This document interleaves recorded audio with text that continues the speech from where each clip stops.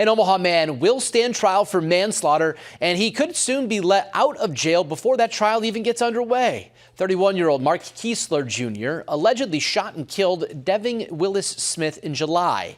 The crime happened near 28th Avenue and Whitmore Street.